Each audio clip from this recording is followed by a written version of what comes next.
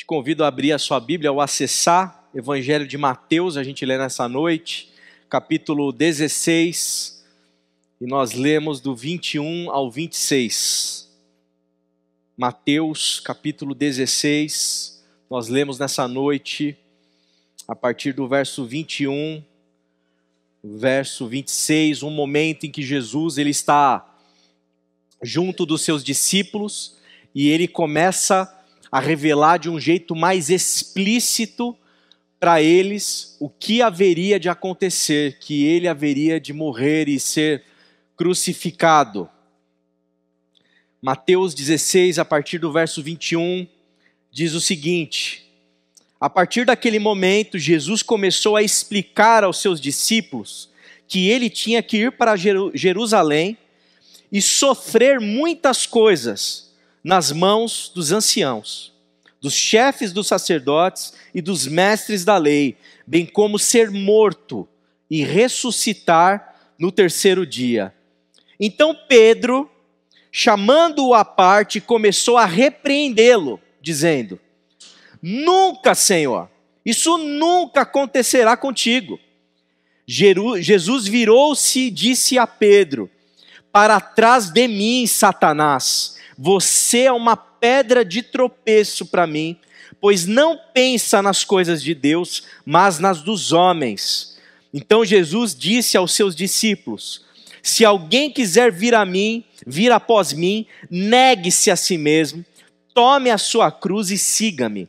Pois quem quiser salvar a sua vida, a perderá. Mas quem perder a própria vida, por minha causa a encontrará. Pois que adianta o homem ganhar o mundo inteiro e perder a sua vida? Ou que pode dar o homem em troca da sua vida? Até aqui. Vamos orar mais uma vez? Senhor, estamos diante dessa cena, Pai, relatada aqui por Mateus, diante das palavras que o Senhor proferiu nesse momento, e a gente pede para que Teu Espírito nos ilumine a mente e principalmente o coração, para que a gente possa entender o Teu Evangelho, que a gente saia daqui compreendendo no nosso interior aquilo que o Senhor deseja que a gente compreenda, para que a gente não seja pedra de tropeço, para que a gente não seja boca de Satanás, mas para que a gente possa se alinhar àquilo que é Teu, aquilo que Te agrada, aquilo que é do Evangelho, aquilo que é do Deus revelado no Senhor, Pai. É o que nós Te pedimos em nome de Jesus. Amém, amém, amém. Irmão, irmã, nós estamos vivendo nesse mês de setembro, o chamado Setembro Amarelo, um mês em que a gente para pensar a respeito do que significa a saúde emocional. E nós, sem dúvida nenhuma, nós precisamos pensar na nossa saúde emocional. E você sabe que muitos estudiosos que estudam espiritualidade, de maneira específica, espiritualidade cristã, têm sinalizado? Eles têm dito que a espiritualidade cristã, o cultivo da espiritualidade cristã, é algo benéfico para a nossa saúde emocional. Faz bem para a nossa alma uma boa espiritualidade cristã.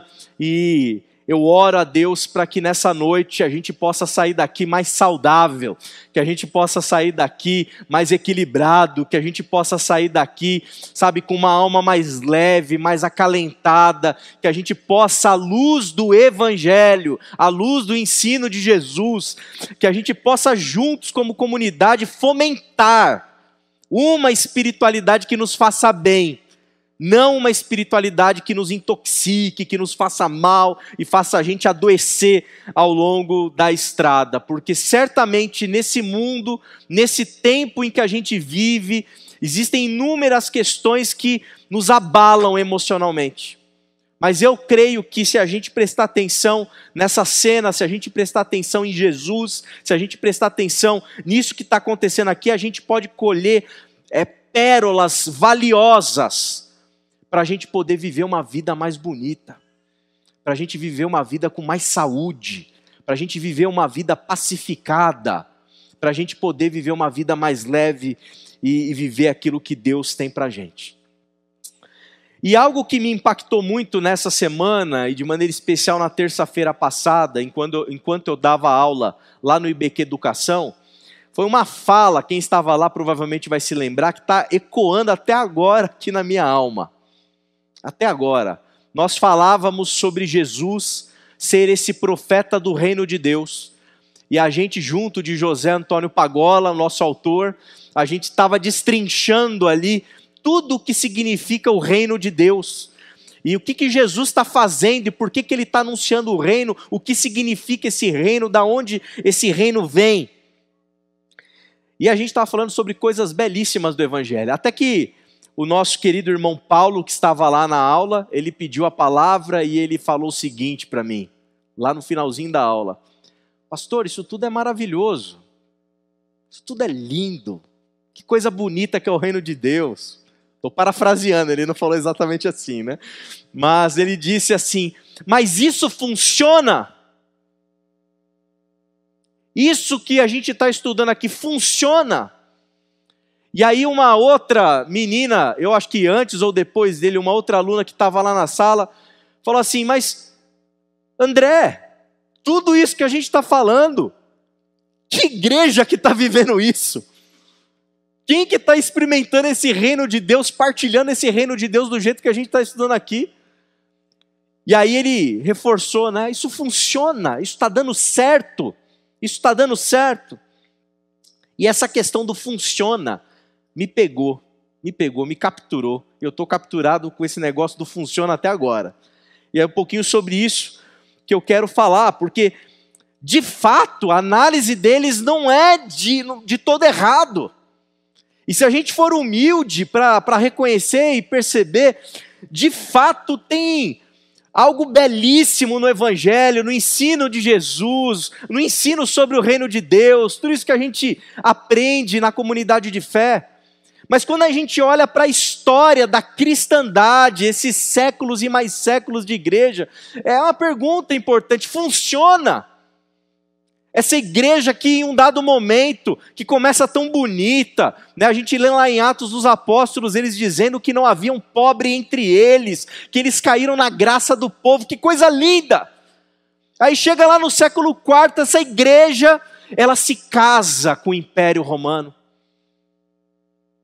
Aí funcionou essa igreja casada com esse império que mata em nome de Deus, que mata judeu em nome de Deus, que mata muçulmano em nome de Deus, que faz cruzada em nome de Deus, que faz exército em nome de Deus, que coloca no escudo de um monte de soldado a cruz de Cristo. Funciona esse negócio de igreja? Funciona esse negócio de reino de Deus? Essa igreja que em um dado momento resolve ter a brilhante ideia de criar inquisições. Inquisição que faz homens e mulheres que se dizem de Deus pegarem lenha, madeira, fazerem fogueiras e acenderem com mulheres nessas fogueiras, porque elas são, na ótica deles, bruxas, possessas pelo demônio e que têm que queimar vivas, serem queimadas vivas em nome de Deus. Funciona! Será que funciona essa igreja que queima a gente em nome de Deus? Será que funciona essa igreja que a gente vê muitas vezes com manifestações em cultos, e hoje em dia com a internet tudo fica mais exposto, e a gente fica vendo vídeo, não sei se você já assistiu esses vídeos de igrejas, de coisas que pregadores falam, que cantores falam, de ministrações que acontecem, e você olha aquilo tudo, aquela coisa exótica, para você usar uma palavra assim, educada aqui, né? Assim, aquela coisa exótica, aquela coisa estranha, aquela coisa escandalosa, aquela coisa que nos assusta, aquela coisa que nos constrange. Que quando aí você vai sair para comer pizza com algum amigo seu, aí você fala assim, eu sou evangélico, ele fala assim, ah é? Porque ele já viu aqueles vídeos também. E aí você fala, meu Deus, onde que a gente está? O que está acontecendo, né? pastores que ostentam relógios de fortunas, de milhares, e se eu falar às vezes 30 mil reais, às vezes talvez o irmão me corrija, fala, não é 30 mil não, pastor, é relógio de 100 mil, e aí você fica vendo essas coisas, o dinheiro, essa loucura toda, gente, funciona, está funcionando, a pergunta está ecoou na minha alma, né? A gente pega o mundo ocidental, que a gente chama de judaico-cristão, e a gente olha as coisas na geopolítica dessa ala aqui do nosso globo, e a gente vê colonização, a gente vê indígenas sendo assassinados, a gente vê essas nações cristãs, protestantes, matando, perseguindo, assassinando, a gente vê guerra e mais guerra, falas levianas, coisas assustadoras nos nossos dias, de quem se diz de Deus, de quem está com a Bíblia na mão. Aí a pergunta do menino na aula de terça-feira vem de novo, funciona esse negócio? Será que funciona? Irmão, irmã, a questão posta, ela é muito, muito séria, ela é muito importante, e a gente precisa pensar um pouquinho sobre ela, porque eu creio que nós temos muito que aprender a respeito da maneira como o nosso Deus, Ele age. A partir da maneira como o nosso Deus, Ele é. Porque o nosso Deus, Ele nos instiga a pensar se essa pergunta do funciona, se é uma pergunta certa. Se a pergunta, ela faz sentido diante do diagnóstico, mas será que é essa pergunta que a gente tem que fazer, se funciona? Se o evangelho funciona? Porque o nosso Deus é um Deus que morre, é um Deus que fracassa em muitas coisas, segundo o texto bíblico, é um Deus que não dá certo em muitos aspectos. E a gente tem que pensar um pouquinho melhor sobre o porquê que nós não precisamos dar certo de acordo com os parâmetros humanos? Por que a gente tem que tomar cuidado com esse negócio do funciona, do dar certo? Porque se a gente assimilar esse negócio do funciona, do dar certo, na mesma ótica, no mesmo parâmetro de como o sistema do mundo, digamos assim, trabalha, irmãos, realmente a coisa não funciona. Mas será que é assim que a gente precisa raciocinar? Será que a gente tem que trabalhar dessa maneira? Porque nós não precisamos dar certo à luz do parâmetro do mundo. E esse texto eu acho que nos ajuda a responder. Porque, em primeiro lugar, essa obsessão por darmos certo, por funcionarmos, essa obsessão ela é perigosa. Ela pode nos enganar, ela pode nos trair. Porque diz Pedro para Jesus, quando ele diz que é necessário que ele vá para Jerusalém e morra, e ressuscite depois, mas especialmente que morra, quando Pedro escuta da boca de Jesus, ele dizendo que o mestre, que Jesus, ele vai morrer, Pedro pensa automaticamente, não, isso daí está errado. E ele diz, nunca, Senhor, isso nunca acontecerá contigo. Porque Pedro está trabalhando com a cabeça do tem que funcionar, tem que dar certo. E morrer é não dar certo. É não dar certo na cabeça de Pedro. E a gente precisa perceber que, obviamente, nós queremos que tudo dê certo. Mas nem tudo dá certo dentro desse parâmetro humano.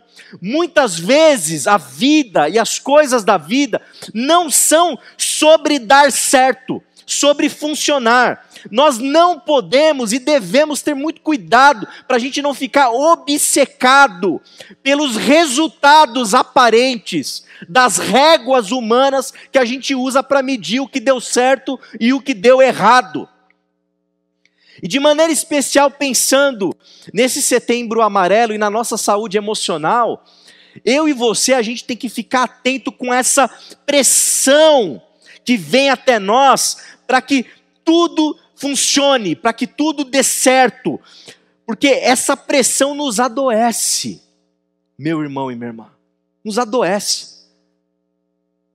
Nós nos tornamos pessoas, quando a gente trabalha nessa ótica de Pedro, não pode morrer, não pode fracassar desse jeito, não pode acontecer isso que você está falando, porque tem que dar certo. Quando a gente se submete a essa pressão do tem que dar certo, tem que funcionar de acordo com os olhos dos homens, a gente fica ansioso, a gente se sente pressionado, a gente passa a configurar a nossa identidade e conectar a nossa identidade a partir do resultado daquilo que a gente produz.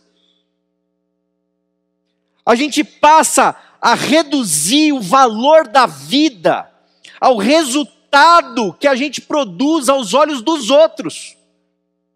A gente passa a nos desumanizar e nos tornarmos meio que máquinas e olharmos para o outro como máquinas também. E se eu não produzo, o outro não produz, o outro não dá certo, se o outro não funciona bem de acordo com os parâmetros dos códices aí humanos, a gente é eliminado, a gente está fora, a gente não presta, a gente não serve.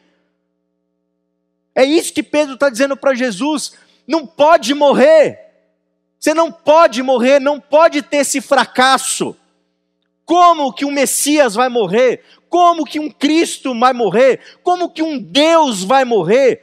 Que papo é esse de ir para Jerusalém e ser capturado, ser pego nessa tramóia religiosa e morrer, Jesus? Para de falar de morte, porque morte não é bom, morte não é de Deus, morte é um negócio ruim. Tem que funcionar, tem que dar certo.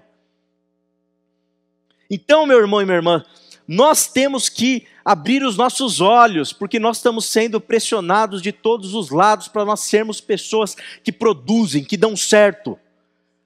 Quem disse que essas réguas de medir a nossa vida e a qualidade de quem a gente é e quem nós somos estão certas, estão corretas, são adequadas? Quantas pessoas de uma determinada idade, e a gente não está falando nem de 70, 80 anos, às vezes você tem 50, aí a pessoa vira e mexe e fala para mim: nossa, eu não estou mais preparado para o mercado de trabalho, porque o mercado de trabalho está dizendo que eu sou velho. 50 anos de idade.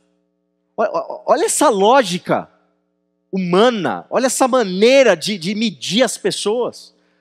A pessoa não serve mais porque a idade dela está dizendo que ela não produz o quanto o mercado diz que ela tem que produzir. E a gente volta para casa de entrevista de emprego se sentindo o quê? Fracassado, derrotado, porque a gente não dá mais certo, porque a gente não serve mais, porque a gente não funciona mais bem o quanto funcionava. Então, à luz do Evangelho, à luz do que está acontecendo aqui nessa cena, a gente tem que tomar muito cuidado com essa obsessão que a gente projeta nos filhos, obsessão que a gente projeta na igreja. Pastor, a igreja tem que dar certo, a igreja tem que crescer quantitativamente, a igreja tem que isso, a igreja tem que aquilo, a igreja tem que ter roda gigante, a igreja tem que ter pipoca, a igreja tem que ter não sei o quê, tem que dar certo. Percebe? É a pressão do dar certo. O que é dar certo, meu irmão e minha irmã? O que é funcionar bem? É pressionar lá seu filho e falar: filho, você tem que tal. Eu vivi esse tipo de experiência, né? Eu lembro uma vez que meu pai falou para mim assim, né? Meu pai, quando eu tinha meus 13 anos, eu acordava, né? Eu estudava de tarde, eu acordava 12h40, gente. 12h40, ficava acordado a noite inteira assistindo o Jô Soares, às vezes ia fazer um brigadeiro, assistir um filme, isso depois de ter brincado até às 11 da noite, lá onde eu morava. Acordava o mais tarde possível, me trocava de qualquer jeito, ia para a escola, louco para sair da escola, para voltar para jogar um basquete, para jogar um futebol, para fazer alguma coisa. Aí meu pai, né, que trabalhava desde os 8 anos de idade, ele ficava inconformado, ele ficava doido, ele falou: esse moleque tem que trabalhar, ele tem que trabalhar. Aí quando chegou aos 14 anos, a lei mudou. foi para 16 anos. Aí o velhinho ficou bravo, viu? Falou, ixi, né? Ixi, André, né? E aí um dado momento eu fui, né? Aí eu lembro de uma fala dele, né? Ele falou para mim alguma coisa do tipo, olha, com uns 18 anos, uns 20 anos aí, tomara que você já esteja ganhando uns 2 contos aí. Ele falou para mim, né? É isso, sabe? Com todo respeito ao meu pai, mas é isso que a gente quer fazer com os nossos filhos? A gente quer medir os nossos filhos de acordo com o que eles estão ganhando, determinada fase da vida, essa régua, essa pressão para definir quem ele é de acordo com o que ganha, o que não ganha, percebe? Gente, a gente tem que tomar cuidado, isso aqui adoece. Essa lógica nos mata. Essa lógica nos diminui. Essa lógica nos desumaniza. Nos desumaniza e faz a gente desumanizar o outro, faz a gente olhar para o outro como uma coisa. A gente deixa de valorizar o ser para valorizar o ter, seja o que esse ter significar, dentro dos termômetros mundanos que a gente assimila e fica se medindo a partir deles. Então cuidado, cuidado, a gente não precisa dar certo, porque querer ficar dando certo e funcionando dentro desses parâmetros faz a gente ficar obcecado e isso é adoecedor, adoecedor. Além disso, por que a gente não precisa dar certo? A gente não precisa dar certo porque, irmão, tem coisas que são coisas de Deus. Tem um jeito de pensar que é um jeito de pensar de Deus. E tem um jeito de pensar, segundo o texto, que é um jeito do Satanás. Tem um jeito de pensar que é um jeito de pensar do inimigo de Deus, do anti-Deus, do anticristo. Tem o jeito de Deus e tem o jeito do diabo. E a gente precisa prestar atenção sobre o que significa dar certo, porque a depender de como a gente elabora isso, é provável que a gente está jogando o jogo do diabo, não o jogo de Deus. Se é que a gente pode chamar de jogo, né? A gente está indo na lógica de Satanás, não na lógica de Jesus. O texto diz para a gente que quando Pedro fala isso para Jesus, Pedro é repreendido de um jeito duríssimo. E Jesus disse para ele, arreda, se afaste de mim, Satanás. Satanás, é Satanás que está falando na boca de Pedro. Porque a lógica dele está tão corrompida pelo dar certo, pelo funcionar, que é Satanás que se manifesta ali na boca desse Pedro e fala. E ele diz assim, Jesus, para Pedro, você não pensa nas coisas de Deus, mas nas coisas dos homens. Dos homens.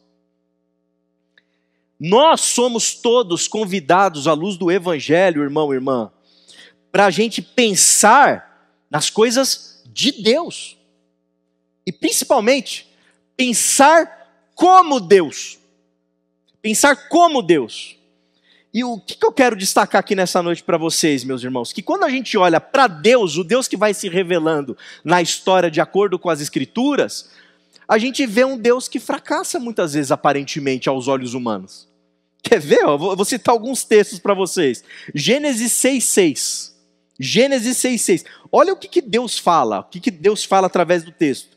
Então o Senhor, que tinha criado a criação, que tinha criado a humanidade, tinha dito que tudo era bom, era muito bom. Aí chega no capítulo 6, algumas páginas, isso que o Caim já tinha matado o Abel também, mas vamos lá. Ele diz assim, então o Senhor se arrependeu de ter feito o ser humano sobre a terra, e isso lhe cortou o coração. Olha a palavra do texto bíblico, para se referenciar a Deus. O Senhor se arrepende de ter criado a humanidade e ter o coração dele dilacerado, cortado diante da maldade que esses seres humanos que ele criou estavam produzindo na terra. A gente olha para isso e se pergunta, deu certo? Funciona? Aí chega em Juízes, depois já do povo de Israel constituído ali, entrando na terra prometida, tal. E aí chega em Juízes, o texto fala em Juízes 2, de 10 a 13. Depois que toda aquela geração foi reunida aos seus antepassados, surge uma nova, depois de Josué, que não conhecia o Senhor e o que ele havia feito por Israel. O que ele havia feito? Abre mar, cuida dos caras no deserto, liberta eles para uma vida, para uma terra que manda leite e mel, cuida deles, não admite a escravidão. Aí diz assim, então os israelitas fizeram o que era mal aos olhos do Senhor, e prestaram culto aos Baalins, abandonaram o Senhor, o Deus dos seus antepassados que os havia tirado do Egito, seguiram e adoraram vários deuses dos povos ao redor, provocando a ira do Senhor. Abandonaram o Senhor e prestaram culto a Baal e a Astarote. Povo de Deus, o povo está assim uma geraçãozinha perto de todo aquele milagre que aconteceu, de toda aquela ação libertadora de Deus. E já acontece um negócio desse. Deu certo? A gente pergunta. Caramba, Deus foi lá, se dedicou, fez. E o povo faz isso para com Deus, percebe? Que coisa triste. E aí no Novo Testamento a gente tem outros sinais também que parece que Deus meio que fracassou de acordo com os nossos parâmetros. Lucas 9, 54 a 55 diz assim, né? Ele fala aqui sobre Tiago e João, discípulos que estão caminhando com o próprio Jesus. Os caras estão andando com o mestre. E aí, eles em um determinado momento, indo lá para uns vilarejos, aí eles falam assim, ao verem isso, os discípulos Tiago e João perguntam para Jesus, Senhor, queres que façamos cair fogo do céu para destruí-los? Jesus, porém, voltando-se, repreendeu-os, né? E em algumas versões diz, vocês não sabem de que espécie de espírito vocês são, pois o Filho do Homem não veio destruir a vida dos homens, mas veio salvá-la. Mas olha, são os discípulos pertinho de Jesus, Jesus ensinando, Jesus testemunhando, Jesus fazendo, e os caras querem orar para cair fogo. Aí você fala, gente, está funcionando esse negócio. Aí Jesus também fala, lá em Mateus 8:20, né? Jesus responde, as raposas têm tocas, e as aves do céu têm ninhos, mas o Filho do Homem, Jesus de Nazaré, o Verbo encarnado, não tem onde reclinar a cabeça. Caramba, que trabalho é esse que Jesus faz, que Deus faz na história se revelando, que produz um tipo de ambiente que o próprio Jesus não tem onde reclinar a cabeça. Será que está funcionando? Para fechar, Lucas 13, 34, Jerusalém, Jerusalém, você que mata os profetas, apedreja os que lhes são enviados. Quantas vezes Deus quis reunir vocês como seus filhos, como uma galinha reúne os pintinhos debaixo das asas, mas vocês não quiseram. Olha a situação em que Deus está à luz dos olhos humanos. A gente olha para tudo isso e fala assim, não funcionou. Não está dando certo aquilo que Deus está querendo fazer. Porque aparentemente essas coisas não dão certo. A manifestação de Deus, o cuidado de Deus, os milagres de Deus, parece que não consegue penetrar esse coração humano. A questão que a gente tem que se perguntar é, o que significa dar certo ou não dar certo? Irmão, irmã, a manifestação de Deus para com a nossa vida não está condicionada à resposta que o humano vai dar para esse Deus. A manifestação da graça divina sobre nós não está condicionada se nós vamos responder favoravelmente para esse Deus ou não. A misericórdia de Deus, ela não é derramada se funcionar ou se não funcionar. Deus, Ele manifesta o seu amor pela humanidade simplesmente pelo fato de que Ele quer manifestar o seu amor pela humanidade. Não é se funciona ou se não funciona, é porque Ele ama. A graça de Deus, ela não tem fim. A misericórdia do Senhor sempre vence. O amor de Deus, ele não cessa em ser manifestado sobre todos nós sempre, independente se funciona ou se não funciona. Porque é assim que Deus age.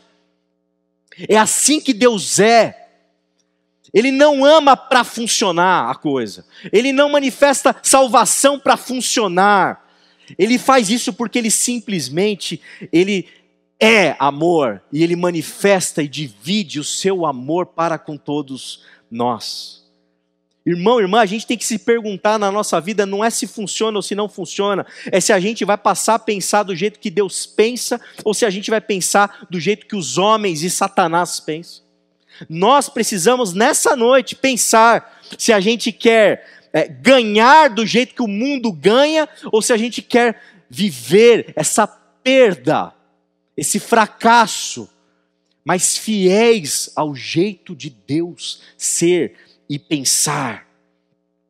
Nós todos, quando a gente fala que a gente se converteu, a gente usa uma expressão grega que o texto usa para sinalizar isso, que é metanoia, é mudança de mente, é mudança de mentalidade. Isso é conversão, isso é conversão.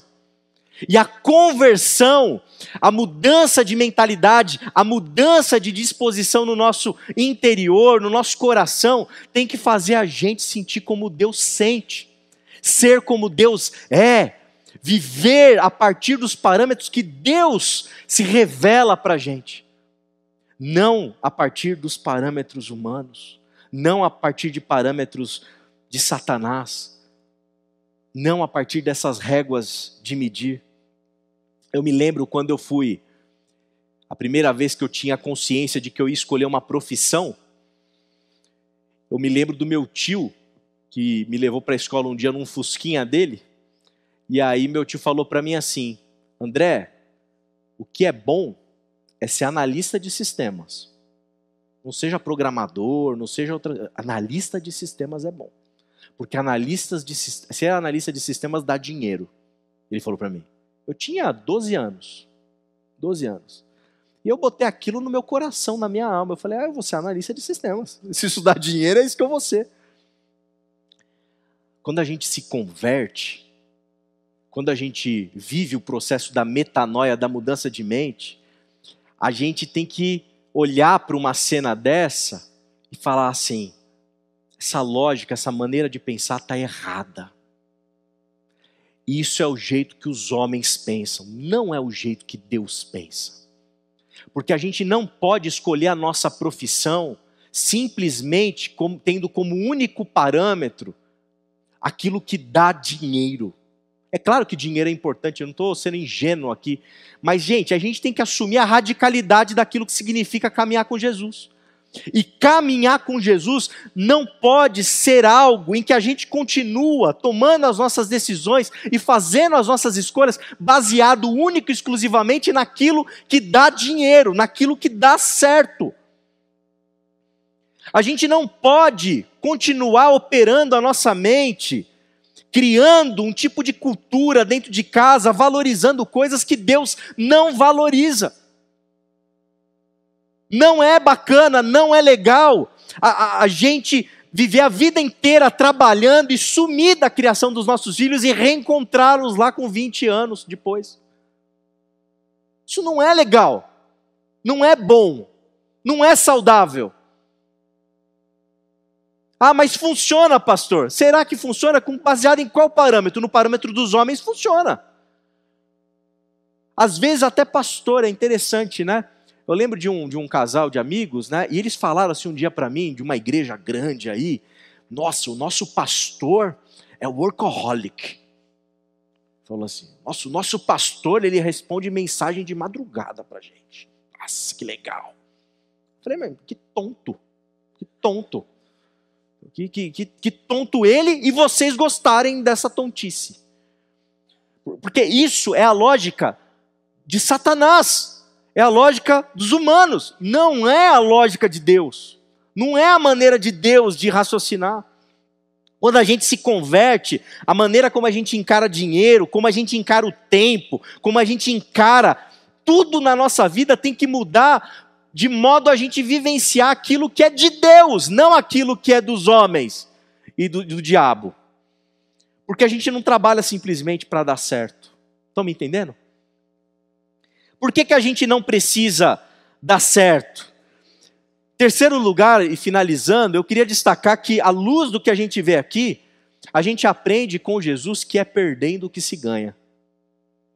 É perdendo que se ganha. Gente, isso aqui não tem nada a ver com o nosso mundo. Isso aqui não tem nada a ver com os homens. Isso aqui não tem nada a ver com o nosso sistema. Isso aqui não tem nada a ver com o mercado de trabalho. Isso aqui não tem nada a ver com Faria Lima. Isso aqui não tem nada a ver com PIB. Isso aqui não tem nada a ver com economia.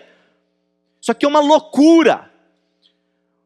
Mas se a gente quer ter saúde mental, se a gente quer ter saúde espiritual, isso não é papo de coach, tá? Eu estou falando de vitalidade espiritual profunda. A gente precisa aprender com Jesus que a gente não precisa dar certo. E aceitar o fato de que quando a gente perde no evangelho e no reino, é quando a gente ganha. Diz o texto, se alguém quiser vir após mim, negue-se a si mesmo. Tome a sua cruz e siga-me. Que adianta o homem ganhar o mundo inteiro e perder a sua vida? Irmão, irmã, a questão não é se funciona ou se não funciona. Nós não podemos trabalhar na nossa jornada espiritual medindo as coisas nesse sentido se funciona ou não funciona, nessa causalidade, melhor dizendo, de causa e efeito. Eu faço isso para ganhar aquilo, eu faço assim para ganhar aquilo outro, eu venho para a igreja porque daí eu sou abençoado, eu faço desse jeito, invisto ali no dízimo, aí Deus faz os meus recursos aumentarem. Não é desse jeito que funciona na vida espiritual. É quando você morre é que você nasce e vive. Quando você perde é quando você ganha. Quando você serve é quando você é o mais alto. É assim que funciona no reino de Deus. É essa a lógica. O reino de Deus não opera do jeito convencional. Do jeito mundano. Um sistema satânico do nosso tempo, dos nossos dias. Para usar a expressão que Jesus usa na boca do Pedro, Satanás. Eu ouso dizer até que quando a gente vira crente e começa a vir na igreja e diz que se converteu para ir para o céu, tem alguma coisa de errado aí. Se a gente é crente e vira crente para fugir do inferno, tem alguma coisa de errado nesse negócio aí. Será que a nossa espiritualidade está baseada no benefício eterno que a gente vai ter? Será que caminhar com Jesus e ter a vida em Jesus está condicionado única e exclusivamente à esperança que eu tenho de ter meu passaporte para o céu carimbado? Uma vez o João Alexandre esteve aqui nessa comunidade, ele fez uma questão que eu achei super interessante. Ele perguntou assim para a igreja, você continuaria sendo fiel a Jesus se você descobrisse que não existe céu? Se você descobrisse que não existe inferno? Você continuaria sendo fiel a Jesus? Você continuaria seguindo Jesus? Você continuaria imitando Jesus? Você continuaria nutrindo a sua espiritualidade em Jesus? Porque a depender do que você responde, na verdade você transformou Jesus só num seguro de vida. É uma aliança, é um porto seguro, é um sei lá o que aí de Jesus, aí de Deus. Não é isso, não é sobre isso, não é se funciona ou se não funciona. Nós precisamos dar um sentido mais profundo para a nossa vida, irmãos e irmãs.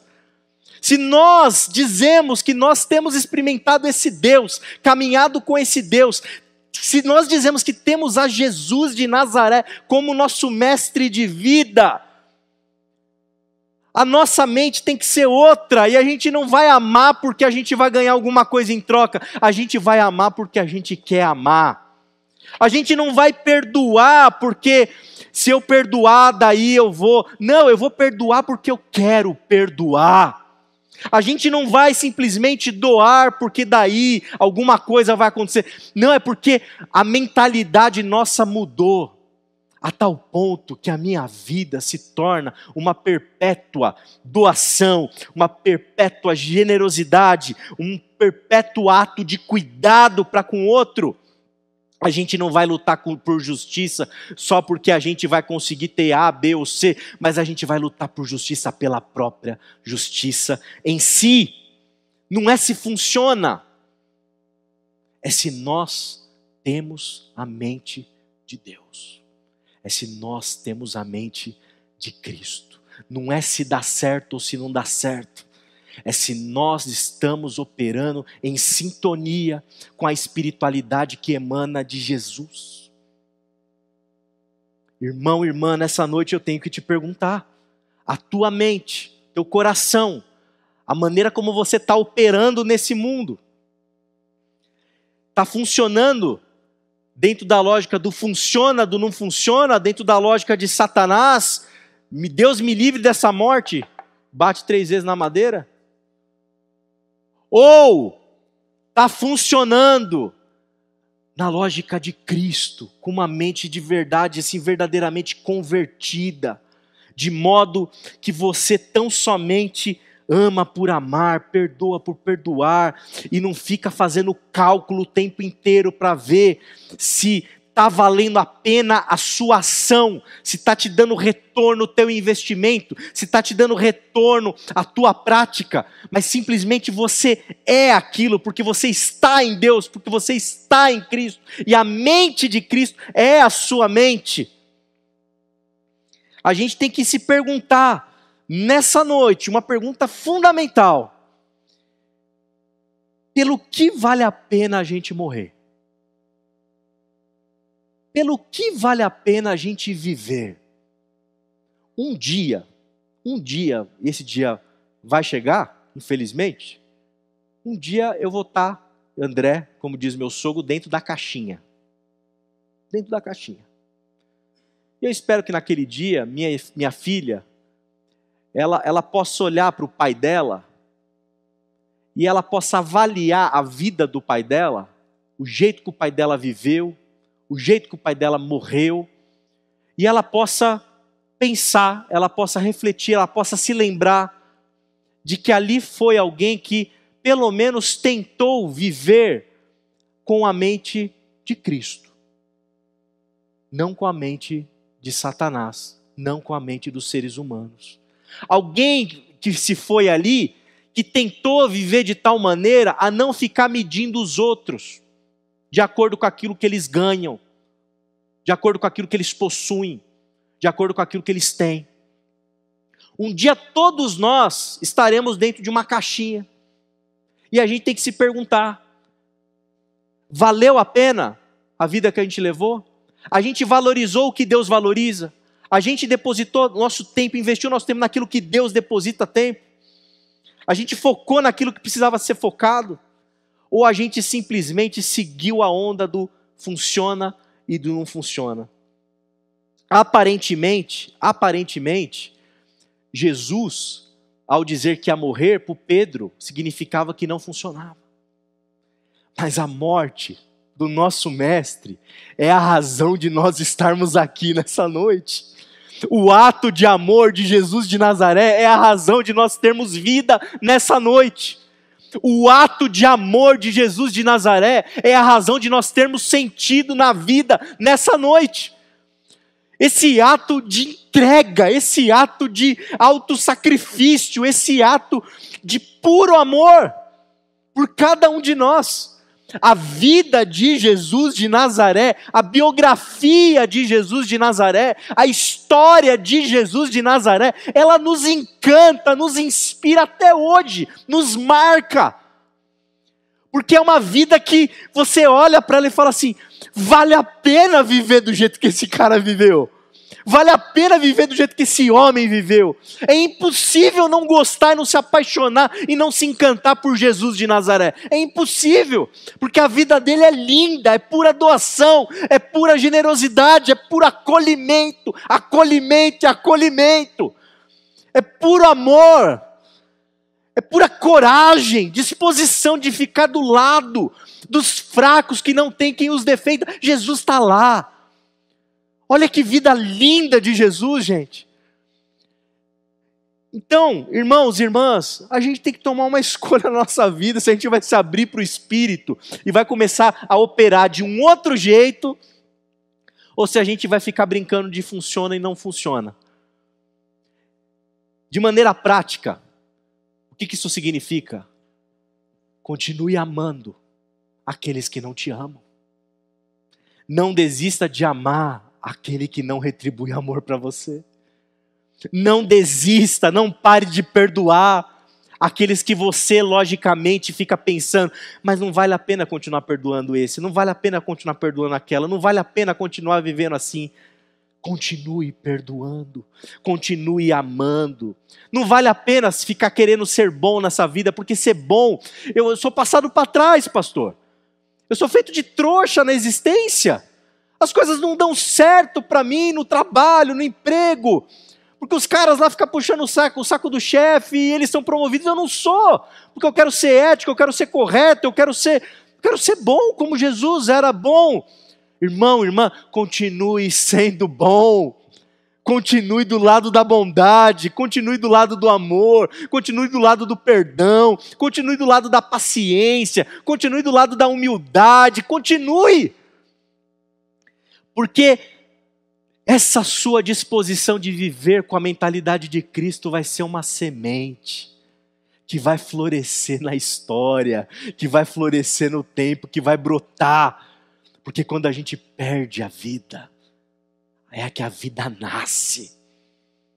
Continue se fazendo semente de você mesmo, independente se funciona, porque vai valer a pena. As nossas biografias serão biografias bonitas, belas, e a gente não vai passar por essa terra de qualquer jeito, simplesmente funcionando, mas sendo Jesus de Nazaré no mundo, na vida, para com os nossos inimigos, para com quem quiser que atravessar o nosso caminho. Amém? Irmão, irmã, eu oro a Deus para que você tenha a coragem nessa noite de abrir seu coração para que o Espírito possa agir na sua vida de um jeito que te transforme. Muitos de nós estamos, às vezes, fazendo as colocações erradas, né? E não de maneira errada de que o diagnóstico não justifica a questão, se funciona ou não funciona, mas não é a mentalidade do reino. Que em nome de Jesus, a gente possa ouvir de Jesus, ouvir de Deus, que a gente está operando na mentalidade dele, e não sendo boca de Satanás, e ouvir uma reda de Jesus para conosco. Amém?